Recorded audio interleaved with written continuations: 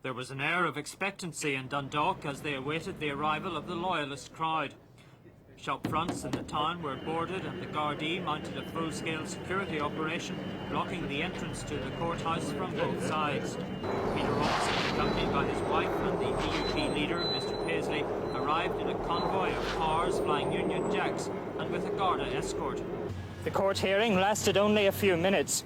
Mr Robinson was flanked in court by his wife on one side and Mr Paisley on the other. They remained silent throughout the hearing. The State Solicitor applied for a remand, saying that the file on the case had still to be completed and would be sent to the DPP for his final direction. Accordingly, Justice Aegon O'Reilly granted a remand on continuing bail to Ballybay on October the 2nd. After the court hearing, they were besieged by waiting pressmen. Mr Robinson claimed that his car had been attacked entering Dundalk and said Garda protection was inadequate. The street violence broke out while the court was sitting.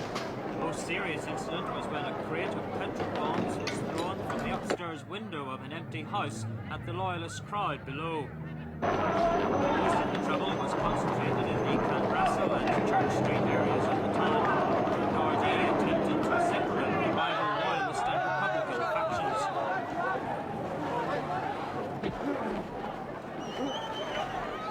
All of those arrested are said to be from south of the border. 3 people, including this woman, were injured during the disturbances.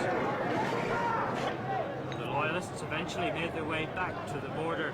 Michael Ronayne asked DUP Assemblyman Jim Wells why they had come. We came to observe Irish justice. We also came to show the people of Dundalk that we will not tolerate the Anglo-Irish agreement in any shape or form. So you came to stage a demonstration then, really? We, to stand outside the courthouse, the whole Ulster says no posters and banners. Yes, I suppose you could call it that. But we certainly were intended to be peaceful, which is certainly more than the Garda intended to be. Weren't you provocative by displaying those posters down here? Well, then you can understand how provocative the Irish tricolour is in the north of Ireland, where people can wander around the streets with tricolours, and you see how we feel when you see the Union Jack in Dundalk. Well, we played as low key as we possibly could, but at the same time we had contingency plans made in the case of trouble, and were satisfied with the way it went. I think the local people showed good sense in not coming around in great numbers to complicate the matter. On their return from Dundalk, the Loyalists stopped at Dramad Garda Station, where the items which had been taken from them several hours earlier were returned.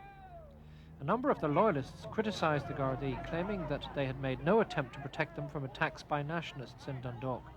They also said that several of their cars had been damaged. And a Garda officer actually tripped the young fella up, and then he got beat up and got the face cut out of him. And then by the crowd that was standing up in the middle, the nationalists standing up at the middle. Then we went for our cars, then they started attacking the cars in the car park. And we were lucky enough to get on the bridge in Dundalk. The Loyalists then headed back towards the border, but when they reached the northern side at Killeen, they started to block the main Newry road. They said they were waiting until all of their colleagues had left Dundalk safely.